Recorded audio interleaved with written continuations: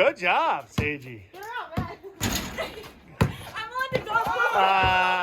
Hurry, pass it, hurry. Yeah, Cheyenne, make it, Cheyenne. Oh! Oh, you're out, Cheyenne.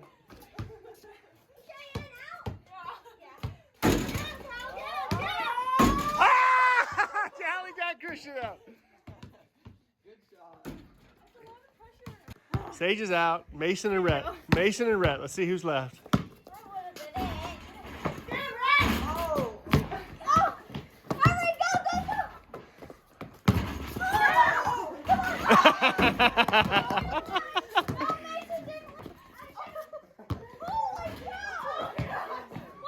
Ah!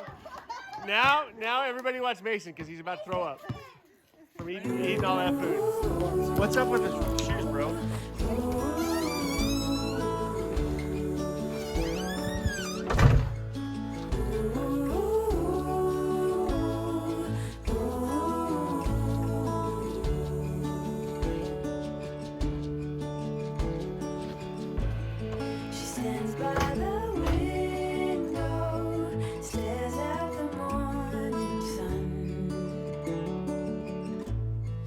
Hopes for a clear view before the day is done.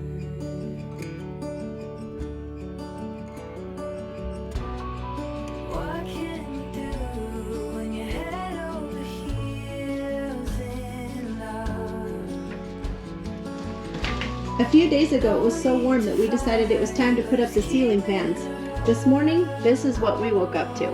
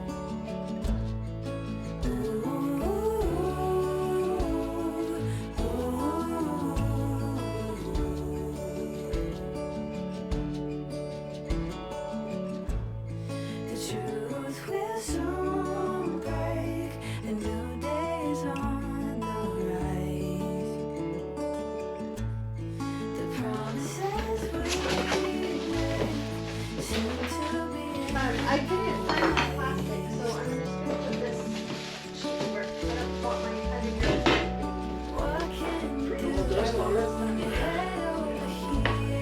Okay. Look, Bella. Move.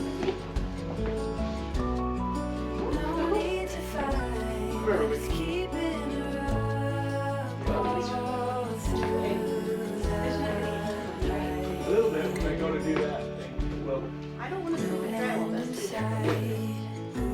okay.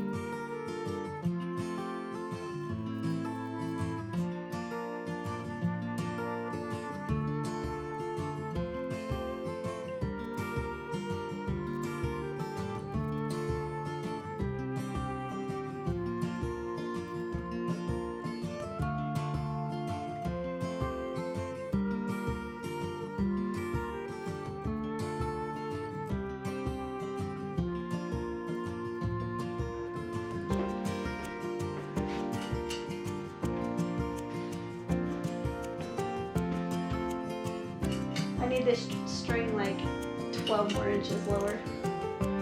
Shouldn't have to keep pulling it right out. Oh yeah. That's awesome. Come down, 2 to go. Okay, now I'm gonna do the next one.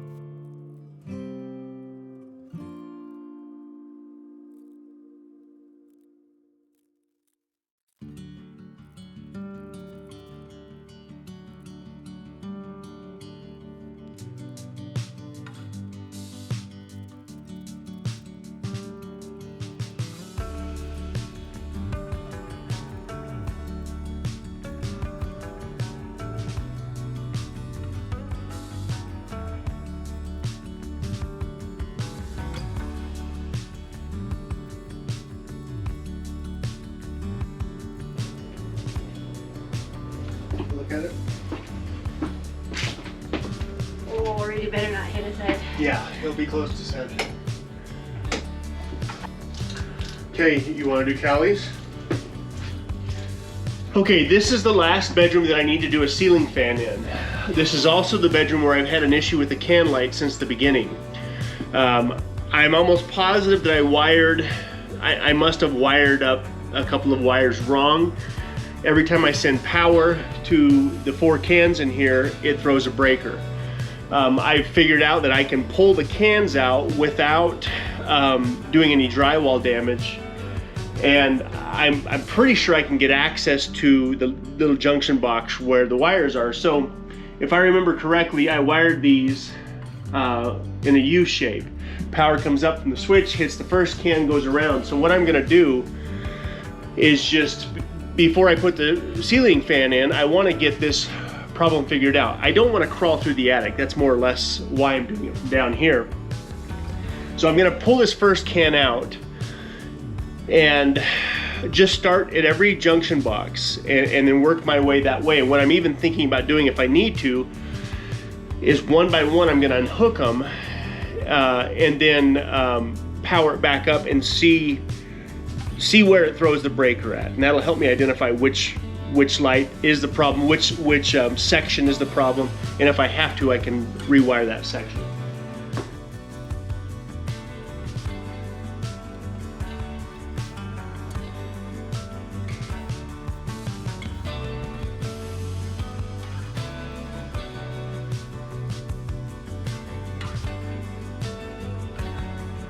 I think I just found it on the first one.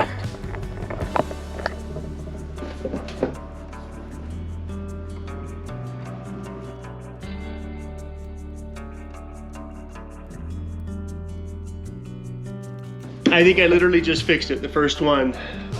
It was obvious. I had the grounds and the power mixed up.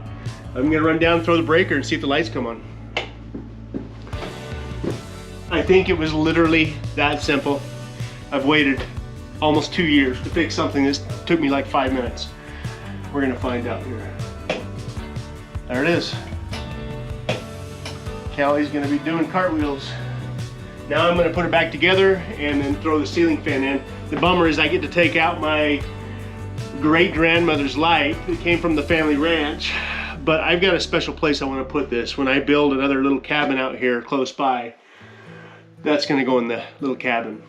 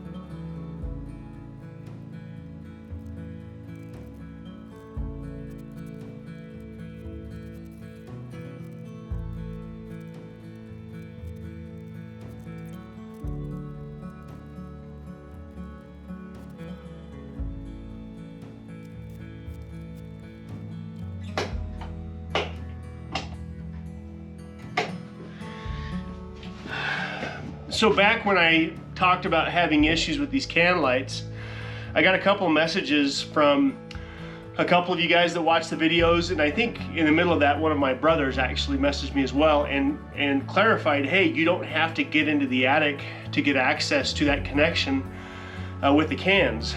And so now that I fixed it, and now that I know, obviously I was putting off what I thought was going to be something horrible, meaning climbing through the attic to get to that point, working in the dark, versus the actual job that took less than 5 minutes. So I appreciate you guys, those of you that may have sent me a message. But we're done up here as far as the ceiling fan. Cedar's been, last summer this is something that she wanted to get done. And so because we had the snow on the ground today, I tried to get a bunch of inside stuff done, and I was able to do that. So tomorrow, hopefully I can get back on some of the outside stuff. The very back corner of the shop needs the board and batten, and that's my next stop. Okay, tomorrow is officially the first week that Cedar has had her new Jeep Wrangler. It had 112 miles on it when we got it. It's got 423 miles on it now. We just ran down to one of the four-wheel drive shops hoping to find a set of running boards that we could put on, because when the road goes to heck like it is right now, it flips mud up the side of the truck, of the Jeep. My truck, I could care less. I'm not trying to protect anything on my truck. I don't want rock chips. We don't want rock chips and scratches in her car.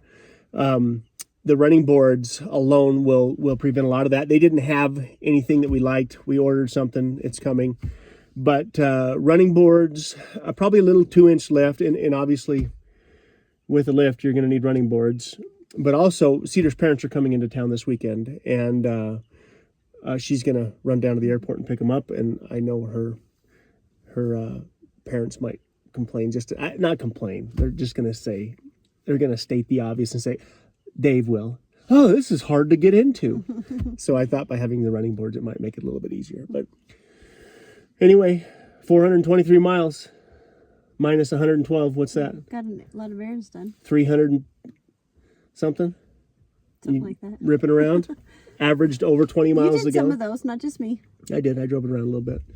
Averaged over 20 miles a gallon the entire time with 34-inch tires, which is pretty crazy. On the highway, there was some times where I got 29 miles to the gallon. Yeah. We didn't want the 3.6 liter. We didn't want the 2 liter, turbo 2 liter. We wanted the diesel. We have wanted a Jeep diesel for quite some time. We looked at all of them.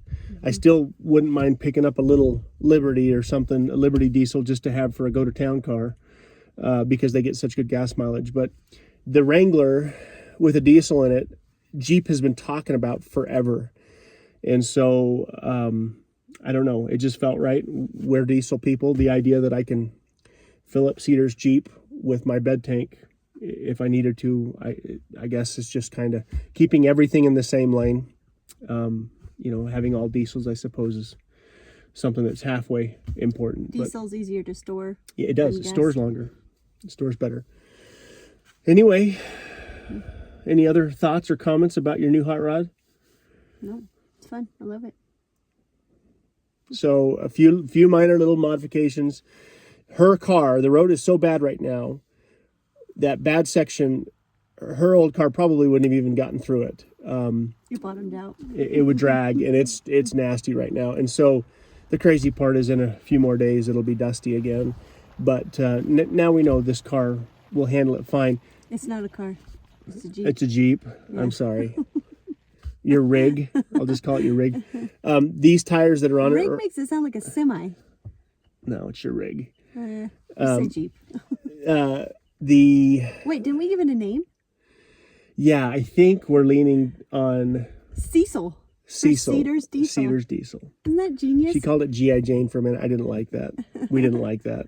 I liked it, but Cecil's my favorite. Cecil's better. Yeah. But these tires, these all-terrain, we have found that it's either mud terrains until everything dries out till the summer, then you swap over to some all-terrains. But these tires are brand spanking new, all-terrain. I think they're Toyos, and they're not good for up here. The best tires we have found are those BFG KM3s, and I have two sets showing up tomorrow for. Is that what was on the Highlander? No, those were BFG all-terrains. And those weren't bad. But For that car, they were perfect. I Yeah. loved those tires. but these Toyos just turn into slicks with the mud. So I think we'll end up putting those tires on this. Probably put a nice set of rims on it, and then that little 2.5-inch lift, and then we're done. But Little 2.5-inch. well, we could do a For 6. short people, that's a little tall, but It should. You can run 34s, almost 35s, basically stock with these well, I things. definitely want the clearance because I don't ever want to be pushed out of the mud again. No, it'll never happen. Yeah, Not this thing. Not from you, especially. We've had to lock it into 4-wheel drive a couple times, but no, I have nothing. I just want to get a few little changes done to it. I think I want to put some seat covers over it before the kids go ham on the seats, and then just try and maintain it and take care of it and make it last. Between the kids and the dogs. Kids and the dogs. I don't know if the dogs are going to ride around on this too much, but anyway, we're ready for warmer weather. The grass is trying to come up. We were just looking at the grass. I think we're about done with the snow, but Let's hope. yeah, we could very easily have one more storm come through. We hope you guys are doing well. You'll Next be week, mowing the lawn before you know it, and you'll be like, well, can't wait till it snows so I I don't don't have to mow mind the lawn mowing, yeah. anymore. it was like a year ago, almost a year and 2 weeks ago or something like that. I was driving the mower. Yep. So It was bright green. yeah, it changes real fast. I'm ready to see the beautiful leaves on the trees and all that good stuff. But next week we're going to dive into some of the bigger projects around here now that things are starting to dry out a little bit. Start So- getting things ready for the garden. Garden, yeah, we're going to put a lot of emphasis on the garden this year. So Now that we know the do's and don'ts that we did last year, this year will hopefully go a little smoother. I maybe even a geothermal greenhouse, something like that, where we can use the hillside to try and have a really long garden season. So So many projects and so little time. no, that's what keeps me awake at night. We hope you guys are good.